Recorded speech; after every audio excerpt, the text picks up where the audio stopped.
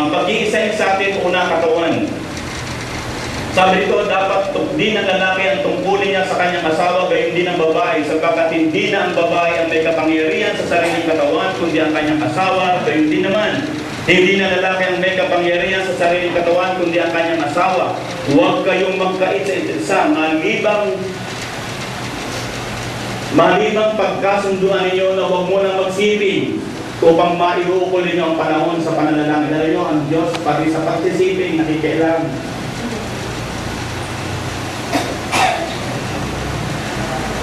Pinag-iisa ang katawan. Christine, hindi na sa'yo yan. Kay Joven yan. Joven, kay Christine yan. In other words, hindi mo yan uubusin sa trabaho. Hindi mo ubusin yan sa pagdalawa. Dapat pagdating ni Joven sa trabaho, hindi ka amoy sibuyas. O kaya Joven, pag-uwi mo at gusto ni Christine na maglamig o kung pagod ako. Dapat nagre-reserva kayo para sa isa't isa. Bakit? Ang sabi dito, upang hindi makapandaya si Satanas dahil sa inyong pagpipigil.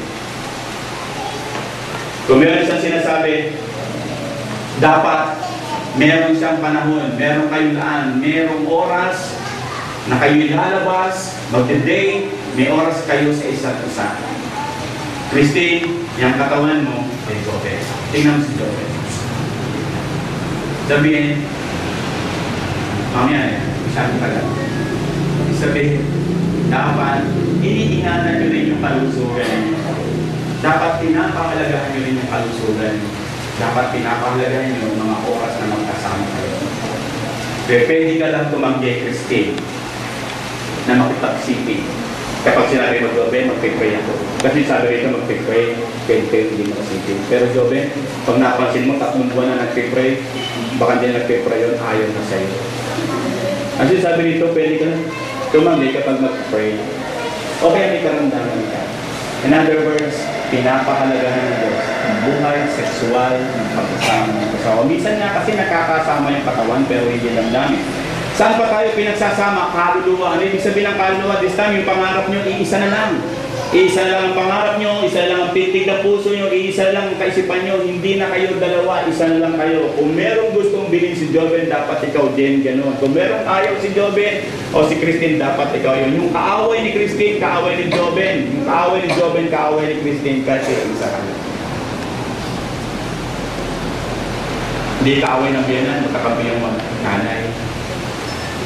O kaaway, tatay, napakahalaga. Hindi ko sinasabing i-tolerate yung mali, pero dapat pinagkakaisa. Sino ang dapat priority set? Tandaan nyo, sa Biblia, iisang beses lang Joven na sinabi ng Panginoon dahil dito iwan ng lalaki ang kanyang amag-ina at sasama sa kanyang asawa. Never you will find in the Bible na gusto niyang paghiwalayin ang relasyon ng ina at ama. Pero ito yung sinabi niya, iiwan mo. Kasi kung hindi mo iwan yung dati mong relasyon, hindi ka makapagsisimula ng bagong relasyon. Marami mga mag-asawa kung kailan nagkaroon ng asawa at saka sumiksik sa kanilang mga magulang. This time, you will build your own family. You're not extended family ng inyong mga sambahayan. Kayo magsisimula. Ibig sabihin, pag-iisahin ang inyong damdamin, ang inyong kaisipan, ang inyong plano, ang inyong programa. Pero merong kaakibat. Dapat alam mo kung sino ang leader at dapat alam mo kung sino ang follower. Ang sabi, Efesos 5:25, mga lalaki, ibigin ninyo ang inyong asawa gaya ng pag-ibig ni Kristo sa iglesia, inihandog niya ang kanyang buhay para rito. Kung meron sa sinasabi, Joven, ibigin mo si Christine katulad ng pag-ibig ni Kristo sa iglesia. Paano inibig ni Kristo ang iglesia? Ibinigay niya ang lahat. Sukdulang ubarin niya ang kanyang pagka-Diyos para lang paglingkuran ang iglesia. Sukdulang ibibigay mo ang lahat kasi si Christine ang iyong asawa. Hindi mo minamahal si Christine dahil asawa mo siya. Minamahal mo si Christine kasi mahal mo ang Diyos na nagsabi, pakaibigin mo ang iyong asawa. Hindi madaling yan. May mga panahon na madaling ibigin ang asawa. May mga panahon na mahirap. Pero tandaan natin, hindi nakabase sa damdamin, nakabase sa pagkakalaga. Babae, pasakot ka sa iyo yung asawa. Pasakot ka raw Christine kay Joven. Katulad ng pagpapasakop ng sinya sa Panginoon, sapagkat ang lalaki ang ulo ng kanyang asawa, tulad ni Kristo na siyang ulo ng iglesia. Kung meron siyang tinuturo dito, dapat Christine, pasakop ka kay Jobel. Minsan may mga babae tayo magpasakop sa asawa kasi mas malaki ang sweldo ng babae, mas matapang ang babae, mas malaki ang katawan ng babae, kaya ayaw magpasakop. Pero sabi dito, babae, Christine, ikaw yun. Isang bagay lang ang pwedeng dahilan para suwayin mo si Jobel kapag ang sinasabi niya sa iyo, wala sa Biblia. Kapag sinabi niya, tumalon ka sa building, pwede mong tanggihan. Pero, kung ang inyong pinagtatalunan ay patungkol lamang sa mga desisyon ng pamilya, wala namang kaugnayan sa mga moral issues, kahit sa palagay mong tama ka dahil ikaw asawa, kailangan mong magpasakop. Okay, Christine? Bagay Jobel, sabi nga ng mga babae, Pastor, lagi niyo sinasabi, magpasakop kami, pwede ba turuan niyo naman yung mga lalaki na mahalin kami? Kasi madali naman sa amin magpasakop pag kami minamahal.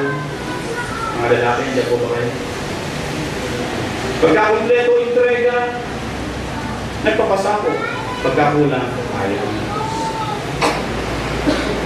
Ibig sabihin, kahit Christine, kahit kulang entrega, kahit pag umuwi, entrega na lang, wala na namang pera, napasakop ka pa rin. Malibang ang Diyos ang magtayo ng iyong tahanan, ang inyong pagkatayo ay mawawala ng kabuluhan. In other words, Jobel, dalawa lang naman ang Diyos na pwede mong sundan. Ang Diyos ng sanlibutan ito o ang Diyos ng kalangitan. Nakaatang sa iyo ang spiritual leadership. Dapat ikaw ang nag-aakay sa kanila o sa iyong asawa na dumalo sa bahay-sambahan. Dapat ikaw ang nagtuturo patungkol sa mga bagay na maka-Diyos. Maraming mga asawang lalaki ngayon parang kalabaw, hinihila papasok sa church. Pero Jobel, napakalaki ng irresponsibilidad. Dapat kilala niyo kung sino yung Diyos, kung saan kayo sasamba, kung sino ang inyong sasambahan, kung sino ang inyong paglilingkuran. Malalaman niyo kung sino ang malaga na Diyos na inyong pinaglilingkuran, kung saan nag-uubos kayo ng maraming oras.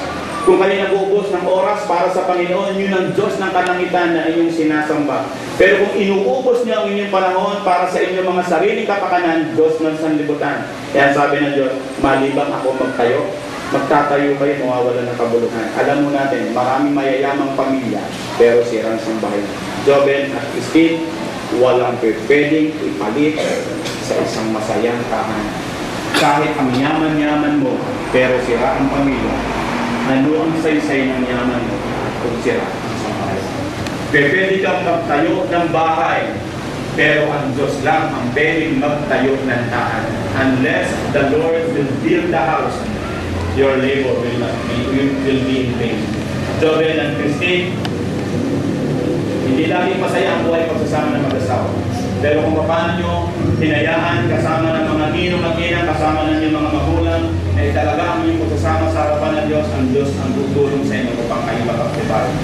Jobel and Christine, marami namang kanwalay, huwag nyo nang dagdagan. Ang inyong commitment, ang buhay. Tingnan mo din ang mata ni Christine. Sabi mo, tayo pala magkikita sa final. So, kayo din pala magkikita habang kayo magmukhang gulay at kayo ay magmukhang lantang gulay, so pagyamanin na natin. Kayo rin naman pala magkasama sa final. Pag-usahin na natin. Darako po tayo sa ceremony ng kasal. Nanya ko po kayong dalawa tumayo. Palakpakan muna po natin ang Diyos.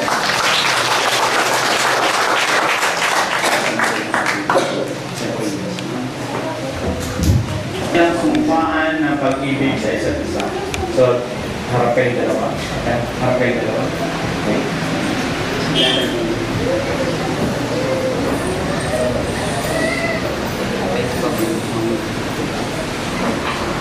So, tabanan mo ang kamay. So, tamang hinahayag mo ang iyong sumpa ng pag-ibig. Tingnan mo siya sa mukha.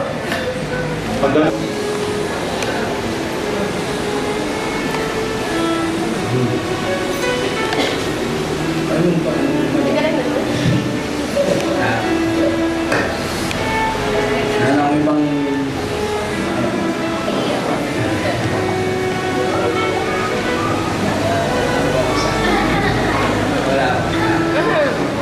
kaya mo yan.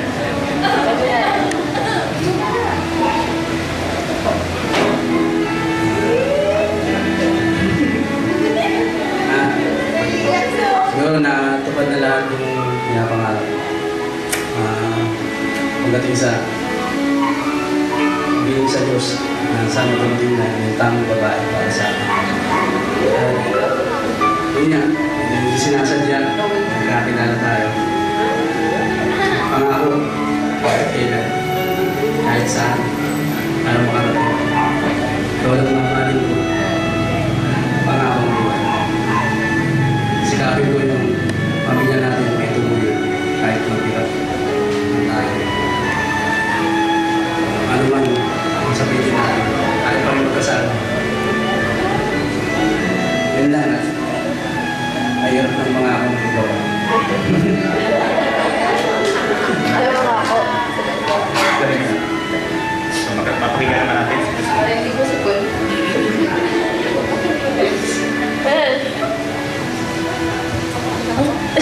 Sige po. Kaya mo. Nagpapasalamat ako sa Diyos.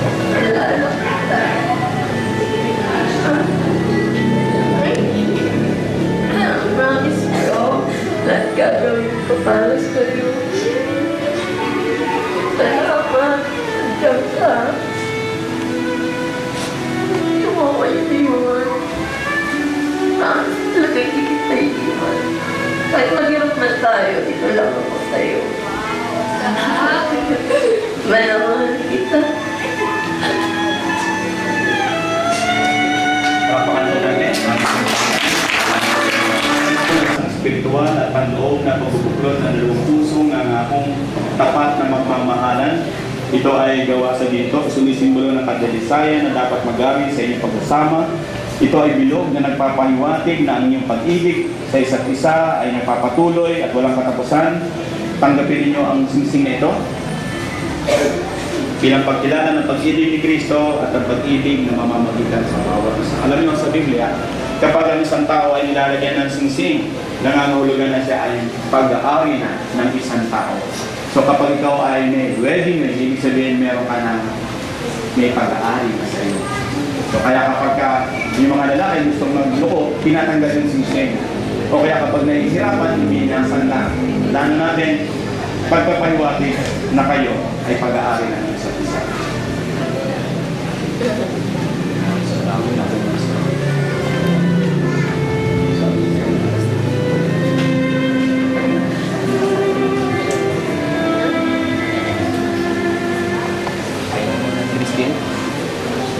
Christine, Binibigay ko sa iyo binibigay ko sa iyo ang singsing na ito ang singsing na ito bilang tanda bilang tanda aking dalisay ng aking dalisa pag-ibig sa iyo. pag-ibig sa iyo. Dahil dito, Dahil dito, nakakasalan kita nakakasalan kita upang maging kabalikan mo upang maging kapalitan sa lahat ng bagay sa lahat ng bagay. sa iyo. Ako'y sa iyo, Mananatili sa iyo. mananatiling sa iyo. Tulungan ako ng Diyos. Tulungan ako ng Diyos.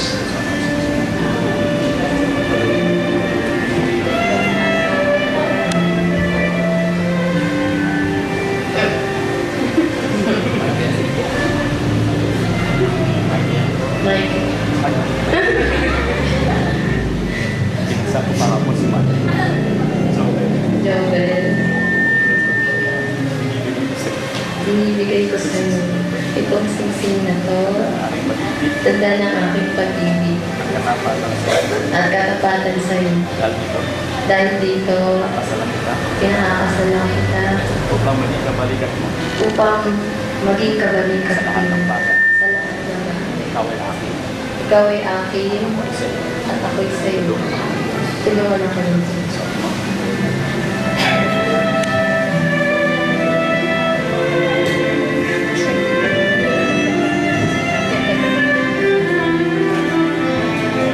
Ang Biblia ay ang salita ng Diyos. Tanggapin niyo ang kaloob nito bilang matibay at matatag na pundasyon sa inyong pagsasama. Nawa ito'y maging ilaw sa inyong tahanan, bukal na kalakasan at pag-asa, gabay sa buhay at sandigan ng inyong pagmamahalan. Sabi nga, kapag daw po itong Biblia ay hinawakan ng mag-asawa at itinago at naging maalikabok, meron kayong maalikabok na pagsasama. Kaya, kung paano ang ating Diyos ang siyang architect, engineer, na pagtatayo ng isang sambahayan, ito ang kanyang blueprint. Sa mga panahon ng hindi nyo pagkakaintindihan, sa mga panahon